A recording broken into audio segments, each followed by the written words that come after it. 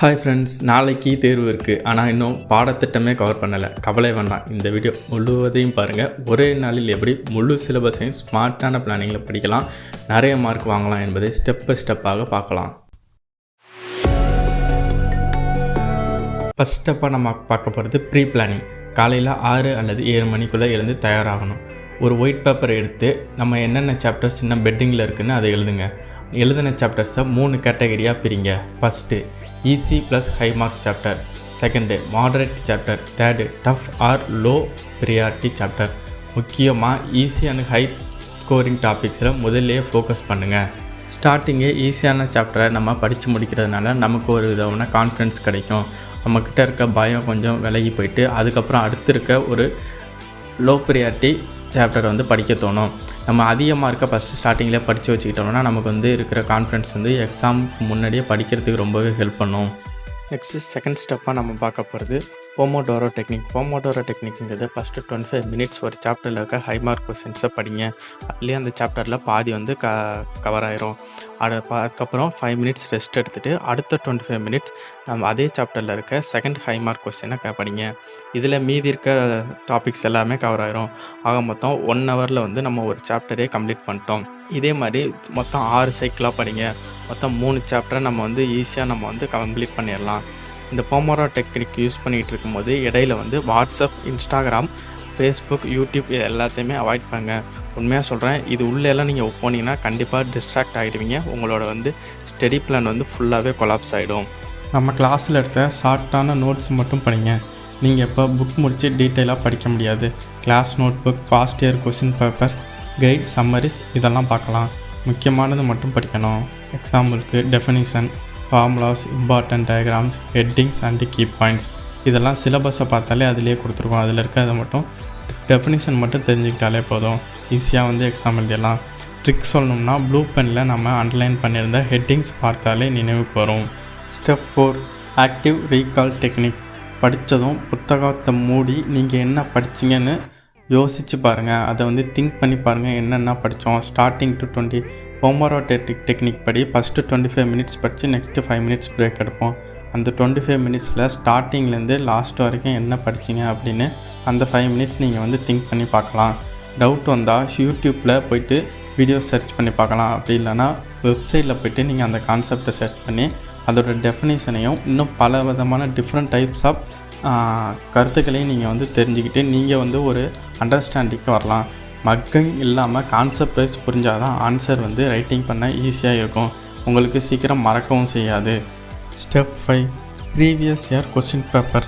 அது 1 இல்லைனா 2 previous year question பேப்பரை எடுத்துக்கிட்டு அதோட கொஸ்டின் பேட்டர்ன்ஸை பாருங்கள். எந்தெந்த யூனிட்லேருந்து என்னென்ன மார்க்ஸில் எவ்வளோ கொஸ்டின்ஸ் கேட்டிருக்காங்க அப்படின்னு பாருங்கள். அதே மாதிரி என்னென்ன கொஸ்டின்ஸ் கேட்டிருக்காங்களும் பாருங்கள்.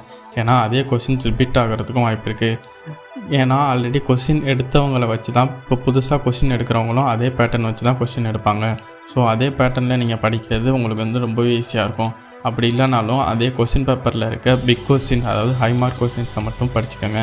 அந்த ஹை மார்க் கொஸ்டின்ஸை படிச்சுக்கிட்டிங்கன்னா இந்த எக்ஸாமில் நமக்கு அதே ஹை மார்க் கொஸ்டின்ஸ் வரலனாலும் அதே கொஸ்டின்லேருந்து கண்டிப்பாக நமக்கு 2 மார்க்ஸ் ஆர் 5 மார்க்ஸ் கொஸ்டின் கண்டிப்பாக வரும். நீங்கள் அதை படிக்கிறதுனால உங்களுக்கு ரொம்பவே ஈஸியாகவும் இருக்கும். நைட்டில் ஃபைனலாக நம்ம ஒரு ரிவிஷன் பண்ணிக்கலாம். மார்னிங்லேருந்து நம்ம படித்த கொஸ்டின்ஸ்லேருந்து டஃப்பான பாயிண்ட்ஸு, ஃபார்முலாஸு, 1 வேர்டு ஹைலைட் பண்ணிய நோட்ஸு எல்லாத்தையும் படித்து முடிச்சிடுங்க. முக்கியமாக புதுசாக எதுவுமே படிக்க தேவையில்லை. காலையிலேருந்து நம்ம படித்ததை மட்டும் ரிவிஷன் பண்ணாலே போதும். நெக்ஸ்ட்டு நம்ம காலையிலேருந்து நம்ம படித்தனவங்க நம்ம பாடியும் நம்ம பிரெயினும் ரொம்பவே டயர்டாக இருக்கும். அதனால் கண்டிப்பாக மினிமம் 6 ஹவர்ஸ் ஆச்சு நம்ம நல்லா தூங்கணும். அப்படி தூங்கலைன்னா நாளைக்கு எக்ஸாமில் நம்ம பிரெயின் கன்ஃபியூஸ் ஆகிடும். கன்ஃபியூஸ் ஆகிடுச்சுன்னா நம்ம படித்த ஆன்சர்ஸே நமக்கு மறந்து போகிறதுக்கு நிறைய வாய்ப்பு இருக்குது. அதனால் கண்டிப்பாக தூங்கியே ஆகணும். தூக்கம் ரொம்ப முக்கியம். லாஸ்ட் ஸ்டெப்பாக எக்ஸாமுக்கு முன்னாடி இருக்க 3 மணி நேரம் தான் ரொம்பவே முக்கியமான ஒரு டைம். அதில் 1 ஹவராக நீங்கள் என்ன பண்ணிங்கன்னா நேற்று ப்ரீவியஸ் டே நம்ம படித்த எல்லாத்தையும் ரிவிஷன் பண்ணிங்க. சும்மா 1 கிளான்ஸ் மட்டும் பாருங்கள். ரொம்பவே மக்கப் பண்ண தேவையில்ல. 1 கிளான்ஸ் பார்த்துட்டு அதுக்கப்புறம் படிக்காத கொஸ்டின்ஸை மட்டும் செலக்ட் பண்ணிக்கோங்க. அந்த கொஸ்டின்ஸை நீங்கள் படிக்க வேண்டிய அவசியம் இல்லை. ஆல்ரெடி உங்களோட ஃப்ரெண்ட்ஸ் படிச்சிருப்பாங்க. ஸோ நீங்கள் அவங்கக்கிட்ட போய்ட்டு இந்த கொஸ்டின்ஸை பற்றி டிஸ்கஸ் மட்டும் பண்ணுங்கள். ஸோ டிஸ்கஸ் பண்ணுறதுலே ஓரளவுக்கு ஒரு ஐடியாஸ் கிடச்சிரும். அந்த ஐடியாஸை உங்களால் ஈஸியாக டெவலப் பண்ண முடியும். ஸோ அந்த கொஸ்டின்ஸை ஐடியாஸ் மட்டும் தெரிஞ்சுக்கோங்க. அதை ஃபுல்லாக மனப்பாடம் பண்ணாதீங்க. அதையே நம்பியும் போக வேண்டாம். அது வந்து ஒரு செகண்ட்லி ஆப்ஷன் மாதிரி தான். நம்ம எக்ஸாமில் நம்ம படித்த கொஸ்டின்ஸ் எப்போவும் வரலன்னா ஸோ இந்த டிஸ்கஸ் பண்ண ஐடியாஸை வச்சு நம்ம வந்து ஒரு ஆன்சர் வந்து ரெடி பண்ணி எக்ஸாமில் எழுதிடலாம். இது ரொம்பவே ஹெல்ப்ஃபுல்லாக இருக்கும். உங்களுக்கு வந்து பதட்டத்தையும் பயத்தையும் வந்து இது ரொம்பவே குறைக்கும் எக்ஸாம் ஹாலில். ஃபைனலாக ஒரு last extra tips. Mobile, TV distraction avoid பண்ணுங்கள். கண்டிப்பாக சோஷியல் மீடியா சைட் போகவே போகாதீங்க. வாட்டர் மட்டும் அதிகமாக குடிங்க. லைட் ஃபுட்டாக சாப்பிடுங்க. ஹெவி மீல்ஸ் சாப்பிட்டிங்கன்னா தூக்கம் வந்துடும், உங்களால் படிக்க முடியாது. ஃப்ரெண்ட்ஸ் கூட நீங்கள் படிக்கிற ஒரு டாப்பிக்கை வந்து டிஸ்கஸ் பண்ணாதீங்க. அது உங்களுக்கு வந்து கன்ஃபியூஷனையும் பேனிக்கிங் தான் கொண்டு வரும். நீங்கள் படிக்காத ஒரு டாப்பிக்கை மட்டும்தான் நீங்கள் வந்து ஃப்ரெண்ட்ஸ் கூட டிஸ்கஸ் பண்ணணும். அது எக்ஸாமுக்கு முன்னாடி மட்டும்தான் டிஸ்கஸ் பண்ணணும். மைண்டில் பாசிட்டிவ் தாட்ஸ் வச்சுக்கோங்க. நான் முடிக்க முடியும்னு நினச்சா முடியும்னு நீங்கள் வந்து நம்பினா தான் உங்களால் முடிக்க முடியும். நண்பர்களே, ஒரே நாளில் சிலபஸ் முடிக்க முடியுமா? முடியும். அதுக்கு ஸ்ட்ராட்டஜி, ஃபோக்கஸ் அண்ட் டிஸ்ட்ராக்ஷனை அவாய்ட் பண்ணணும்.